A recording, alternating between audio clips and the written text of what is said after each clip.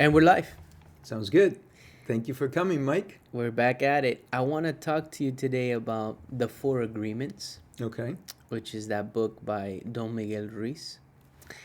And just kind of go over the four agreements, what they are and what they mean to us. So we talk a lot about the different agreements, right? So the first one is, I might get the order wrong. Be impeccable with your word. Never assume. Okay. Always do your best. And don't take anything personally. Okay. Which one do you want to start with? Let's start with be impeccable with your words. Okay. Break You that like that down one a for lot. us. Huh? You like that one a lot. I do. So, yeah, communication is key everywhere. We just did a podcast talking about Jordan Peterson. And Jordan Peterson says that if you are very affluent in your communication skills, there is no limit to how far you can go. And then he throws in there, if you have also computer skills, Yeah. then you're very dangerous. But break down, what do you mean by be impeccable with your words? What does impeccable mean? So for me, the way that I take that phrase is to be very accurate, to be precise with your words. Okay. And, treat your words extremely carefully. Don't just speak and throw things out, which is something I know you and I talk a lot about, right? You're always saying to only speak if you know exactly what you're talking about. So it's something that I need to remind myself, because I like to logically deduct and assume things, and but I believe that it's to only say something if you're going to speak the truth, you're going to be honest, you're going to be genuine. Don't you throw words out lightly. That's the way I interpret it. How about you? It sounds good to me. Speaking the truth and having honesty in your words, that's a given. You know, that should always be the case. We should be transparent. I read a long time ago that when you produce a lie, when you say something that's not true, you're going to have to remember that. And in order to cover that, you're going to have to come up with 10 other lies. So it gets very complicated. So if you live life simply, it's just tell the truth and be honest. But that's not what this is saying. This is a given. What this is saying is be very accurate and, like you said, precise with your words. Which to me, it means if you are asked a question about something, you need to really know what you're talking about. Because if you know a little bit about the subject, but in that explanation that you give or in that conversation, you say something that is not true or that it's not precise, let's say, when the person that you're speaking to realizes that down the line, 24 hours later, 2 years later, a week later, then they may think, oh, you know what? He really didn't know what he was talking about. That's why, if I'm asked a question about roofing, I don't know a lot about roofing. I know some. If I'm asked a question about an illness, I don't know a lot about that. I know some. So I always, I'm very careful with the words that I use. So like you said, impeccable with your words. Yeah, because later on, like you said, they'll find out you didn't know what you were talking about. You lose credibility. You lose respect, I believe. Potentially, yeah. Yeah. It's something that, it's a challenge for me, because not that I'm trying to just throw things out there, but I'm always learning. I'm always curious. And so, but lately, I've been trying to remind myself, and you've always reminded me, if you don't know the answer, just don't say anything at all. Don't try and guess, which I always try and guess. But now if you're asking me something, I'll say, you know what, I don't know that one. Yeah. And then it'll force me to research and get the answer. Yeah, well, there's something to be said about what you just mentioned because the power of deduction. We're logical creatures, right? So if you're asked a question on something, if you try to deduce, logically what the answer potentially is, you might land it, Yeah. you know? A quick example is I've been in the insurance business for, it's going to be 38 years now, and I've been in real estate for many years also. It's so dynamic, all those two fields, that everything is changing constantly. So what was true 10 years ago may not be true today. And so you have to continue to learn every day and evolve every day. But, you know, like you said, be impeccable. Um, Having a book that identifies these four agreements keeps it in, Yeah. in your daily life. Like you read this book, correct? I read it, and but I have to keep reminding myself what the agreements are, and sometimes I'll forget them. It's not like cemented in yet. Well, But the that's okay. more we repeat it, and the more we try to live by it, it gets cements more. Right, So the second one, or not in order, would be, um, it kind of goes in line, is to never assume, right. which I think is a good, solid agreement to live by. I think it's, when we assume, we can get ourselves into big trouble. Um, just past history does not predict the future, right? If somebody has a reputation for doing something, and then you accuse them of doing something, but that they hadn't done, then you end up looking like the fool. You end up, because you assumed, and it wasn't something that they actually did. So I think assuming can get you into some big trouble in life. So I like that one a lot also. Um, what's that one mean to you? You remind me, and I'm gonna butcher this a little bit, but you remind me of that. The last name I think was Shaw, and I think he was Irish. And I never forgot this. I read it a while back, and he said, my tailor is the smartest man I know because every time I see him, he takes my measurements anew. And so, everybody else assumed that he was going to behave in this or that way because of what he had done in the past. But by doing that, they don't allow him to continue to grow and even change your mind. Joe Rogan says that a lot, actually. He says, I may change my mind about something that I thought about a few years back. So he says, my tailor is the smartest guy I know. Every time I go in there, he takes my new measurements. If I gain 10 pounds or lost 10 pounds, I can't be wearing the same thing that, I was wearing before. Yeah. So, and that's good. That's good because, yeah, when we make assumptions on whatever, we lose. Yeah. No doubt about it. Yeah. You give people the benefit of the doubt and reassess them at their current state, let's say. Correct. Instead of just assuming how they were before. Exactly. So exactly. yeah, I like that one a Yeah. lot. And then we had, after that one, we had always do your best, Always do your best. Okay. which is pretty straightforward. It's a given, right? Kind of. But it does also touch on, don't do something just halfway.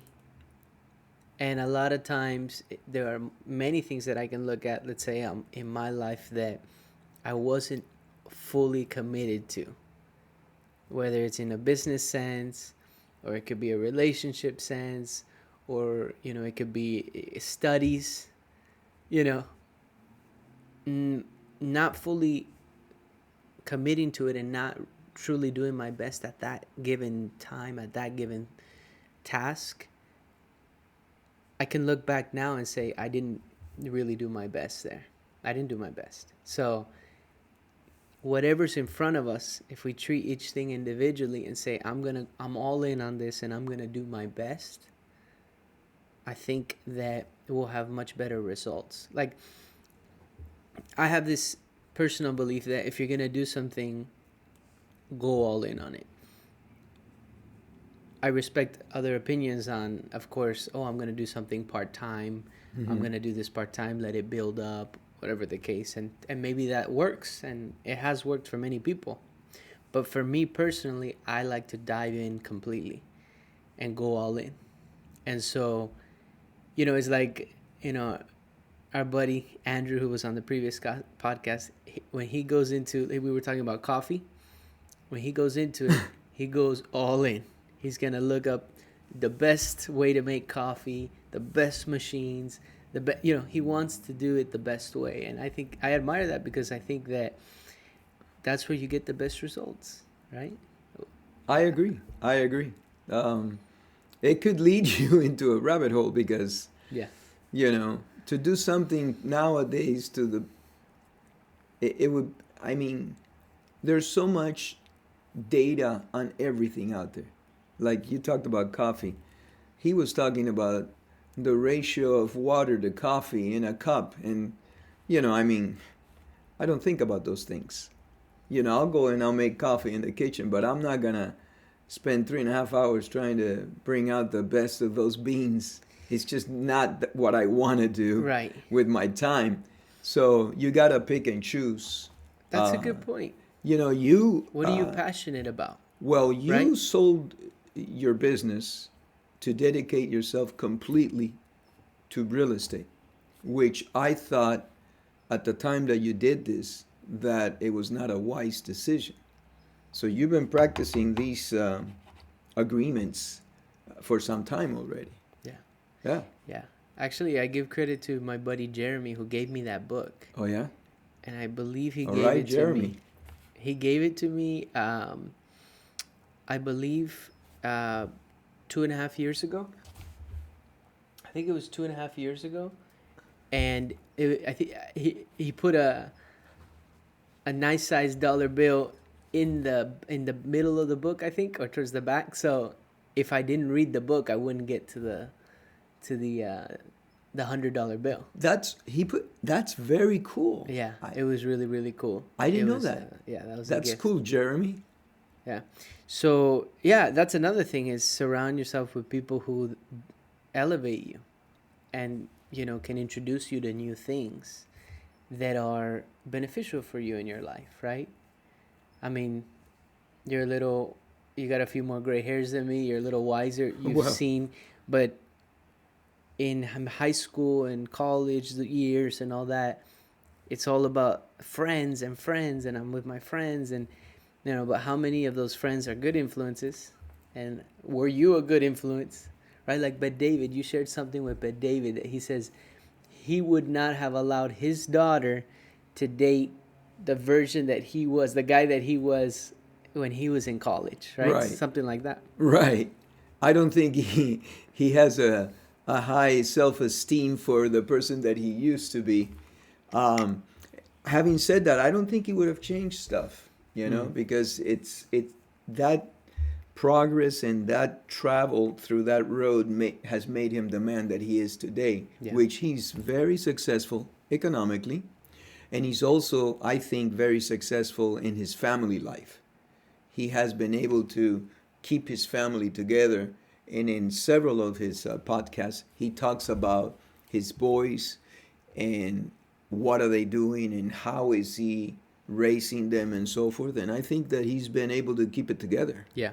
Very well, actually. He's very grounded, I think. I like it. I don't agree with everything that he says, but he's been able to put it together real good. Yeah. No, it's interesting you say that if he would go back, he probably wouldn't change some of those things. I was listening to a documentary on Sam Bakhtiar, which was a bodybuilding gentleman, and he ended up owning a bunch of gyms and did very, very well. Okay. But in the documentary on YouTube, they're interviewing him, and he says that because of bullying, he was a really skinny kid from Iran in a neighborhood that was really rough, and he said because of bullying, one summer he went home and worked out every single day to become stronger so that he couldn't get bullied again.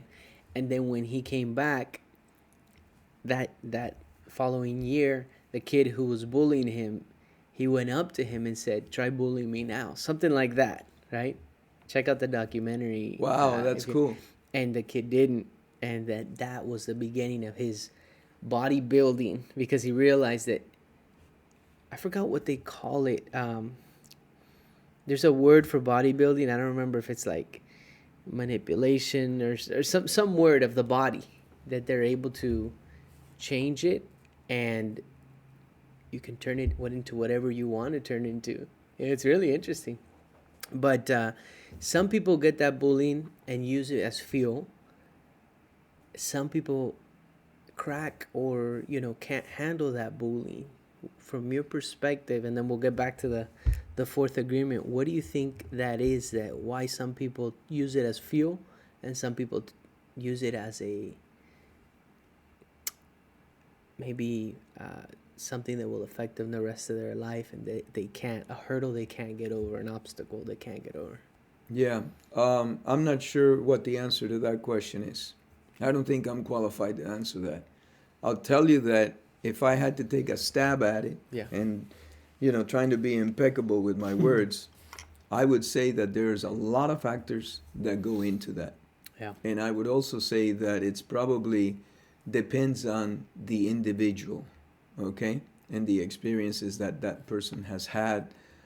Uh, I know that there were times when I went to my dad, and I don't remember very few times I got bullied, but I know that I went to my dad and my mom, and they were always very supportive.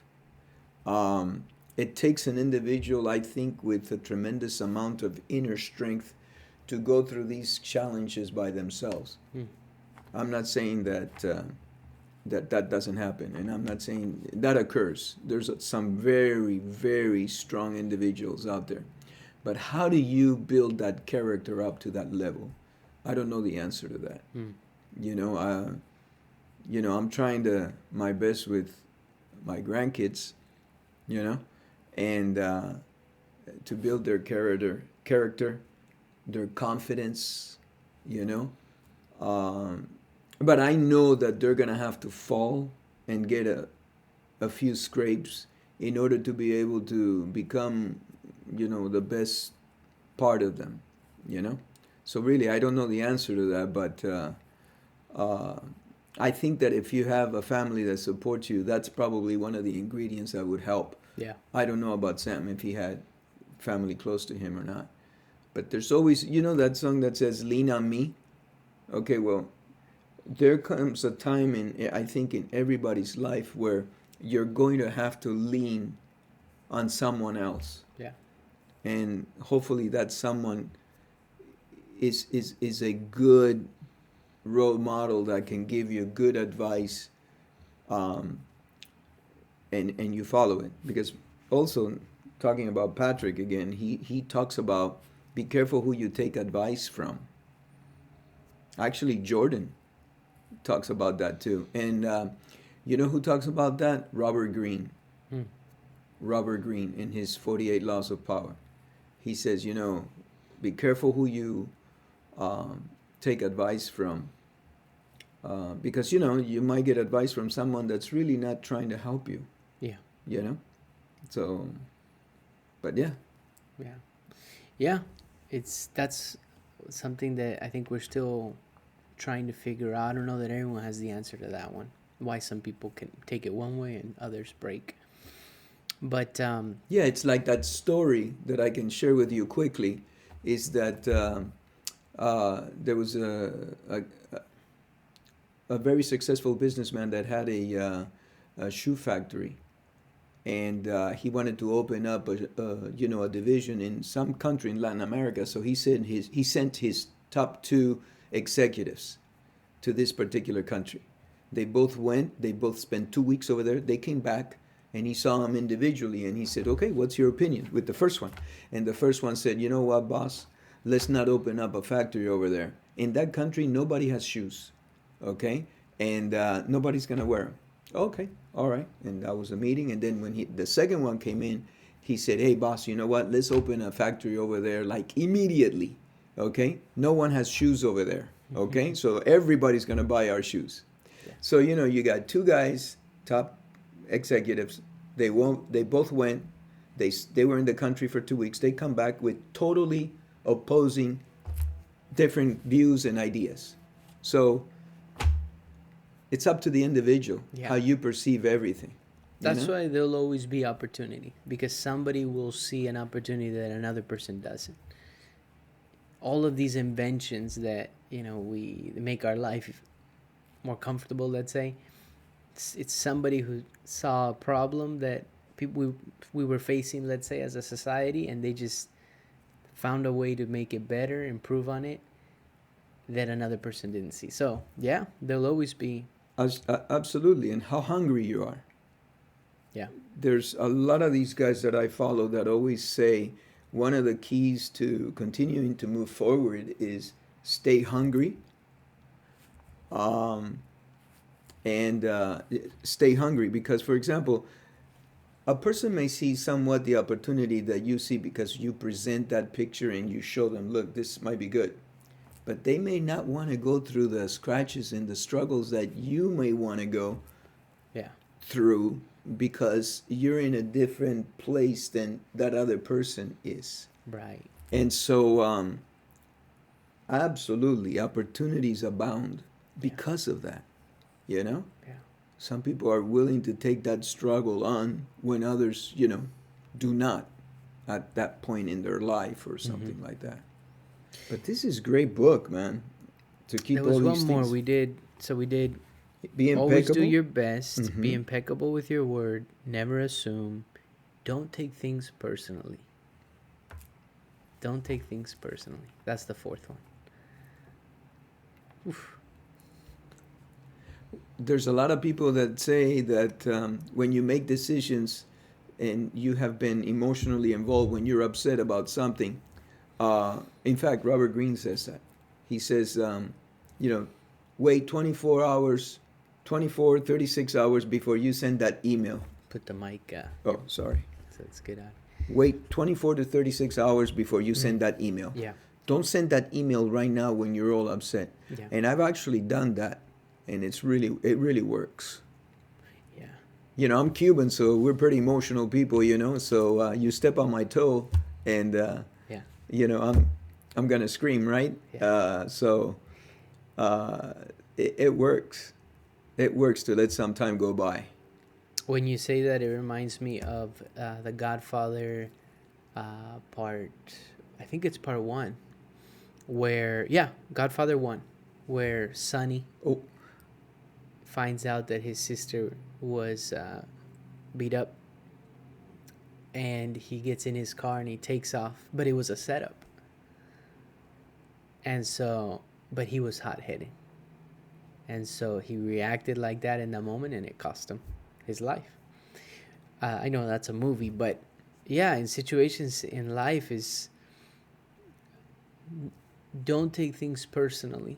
So one is controlling the emotions, which I think has to do with don't take things personally, but also the other one is that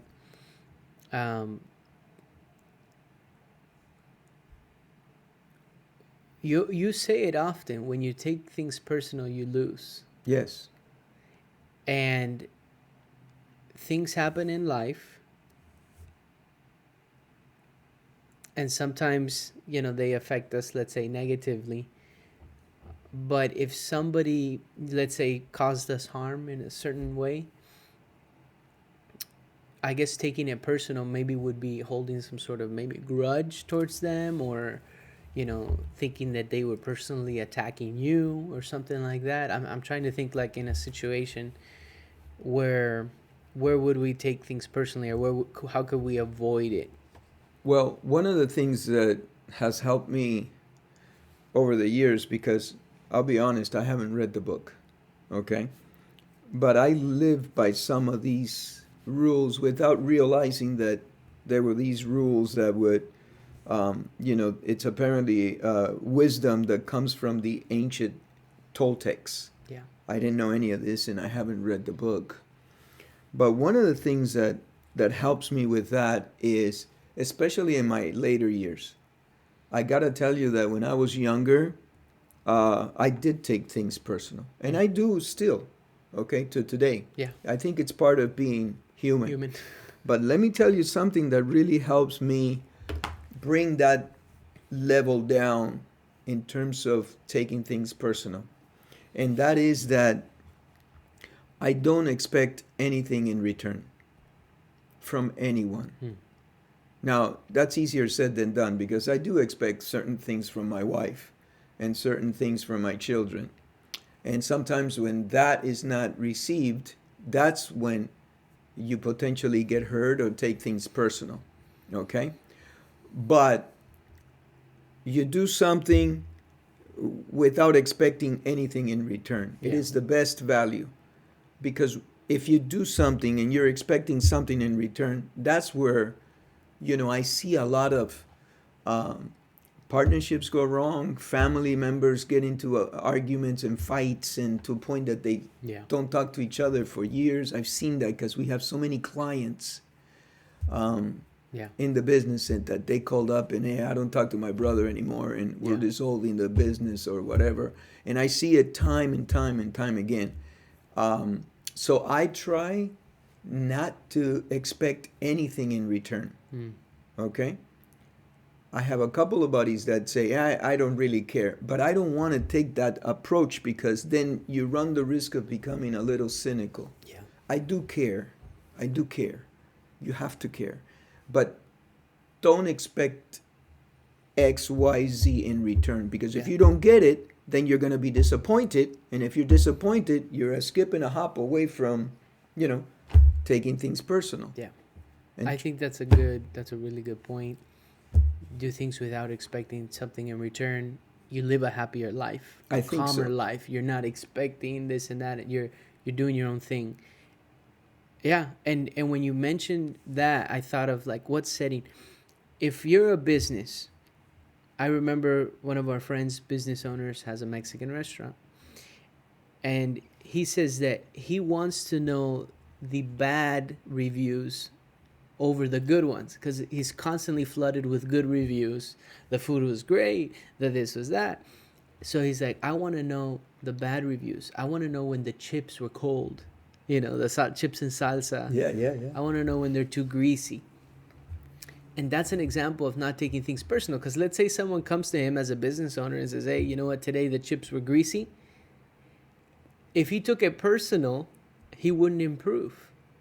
But as a business owner, he was telling us, I want to know that so that I can better my operation.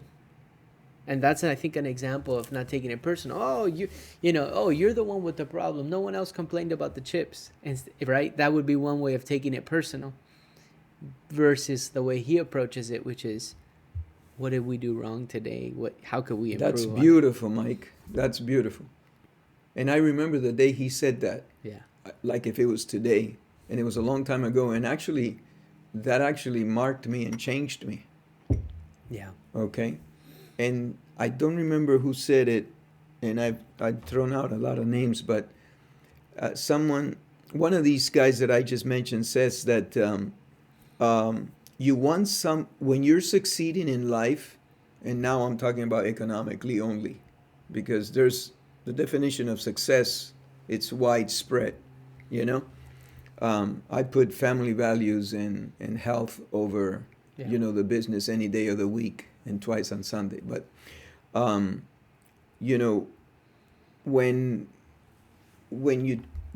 you don't expect anything in return, okay, it's better. And I remember when he said that at the restaurant, and I took it very much to heart. And it's extremely important because, if you take it personal, you lose. Yeah. And that's why he runs such a successful operation, such a successful restaurant. And I'll tell you, I've been there and done that,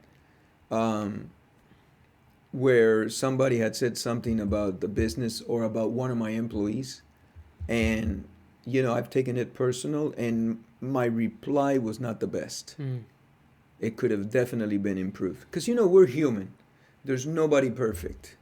Nobody's perfect. So, we're human. Human beings. We're here to make mistakes and grow from the mistakes. Sure. So that's why it's good to, I think, constantly remind ourselves of those agreements, and then strive towards living a life So that abides by those. you would recommend people to read this book. I think it's a good one. I think So a it's good one. called what, Mike? The Four Agreements? The Four Agreements. Yeah, check it out. And By Don Miguel Ruiz. and the last thing we can finish off with is, in the book, he shares that as children, we are basically programmed to have believe certain things, right? Your parents tell you don't do this, the schools tell you do things this way, the church tells you do this is the way it is. And so he says you grow up, and that when you get to a certain point in your life, you have to unlearn some of the bad behaviors or some of the things that we didn't choose. We were just pretty much programmed at birth to believe. Like if somebody were to ask you, why are you Catholic? Why are you Muslim? Why are you, whatever religion you are, is a lot of times the answer is because I was raised that way, right? So he's saying to look at all of your beliefs and then unlearn the ones that you don't, strip those away, the ones you didn't choose, and then choose the life you want to live. So I think it's a great book. Great. Thank you very much. Cool. We'll wrap it up there. All right. Sounds good.